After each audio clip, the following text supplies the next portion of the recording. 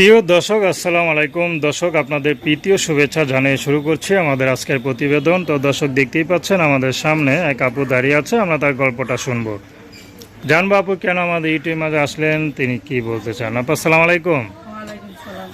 কেমন আছেন? জি আলহামদুলিল্লাহ ভালো। নাম কি আপনার? সুমাইয়া। খুব সুন্দর নাম। সুমা আপা, ইউটিউবে কেন আসলেন? একটা জীবন সঙ্গীর আছে। বিয়ে শাদী হয় নাই? বিয়ে শাদী হয়েছে, একটা বাচ্চা আছে, এখন 2 বছর হয়ে গেছে। আচ্ছা, কেন ডিভোর্স হলো কেন? সে তার ভালোবাসার মানুষকে বিয়ে করছে। আমাদের বিয়ে পারিবারিক ভাবে হয়েছিল।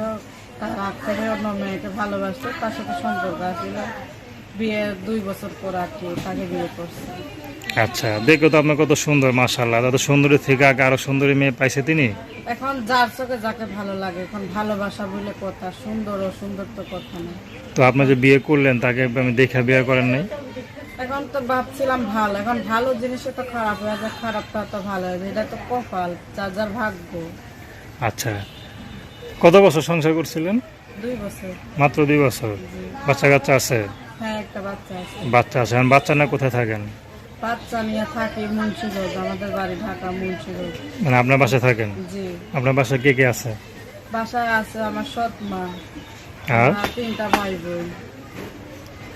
আর কে আছে? আর কেউ নাই? না, আত্মীয় বলতে এই তো গার্জিয়ান হিসাবে আর কি। আচ্ছা, তো সংসার কে চালায়? এই যে আমি মনে করেন বাসা বাড়িতে কাজ করি। আপনার বাসা বাড়িতে কাজ করেন? জি। মা খাওয়াইতে পারেন আপনারা?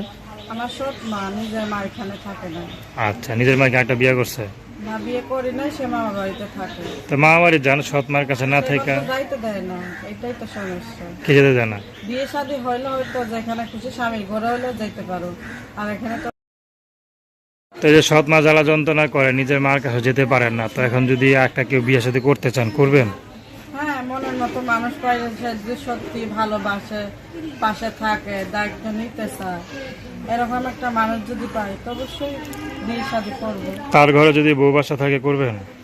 এখন তার যদি সামর্থ্য থাকে, আল্লাহ যদি সেরকম সামর্থ্য রাখতে থাকে, সে 2টা বিয়ে করতেই পারে, তাতে কোনো অসুবিধা নেই। পুরুষ মানুষ 2টা 3টা বিয়ে আচ্ছা, তো আপনার সাথে কিভাবে যোগাযোগ করবে? মোবাইল ফোনের মাধ্যমে। আচ্ছা, তো দর্শক, আপনার যদি আপুটার সাথে যোগাযোগ করতে চান, তার নাম্বার স্ক্রিনে দেওয়া আছে, ওই নাম্বারে ফোন দিলে যোগাযোগ করতে পারবেন। তো দর্শক, প্রেম ভালোবাসা বিয়ে শাদী করে একান্ত আপনাদের ব্যক্তিগত ব্যাপার। আসুন আমরা 5 ওয়াক্ত নামাজ পড়ি, সর্বদাই দেশের সেবা করি। আসসালামু আলাইকুম।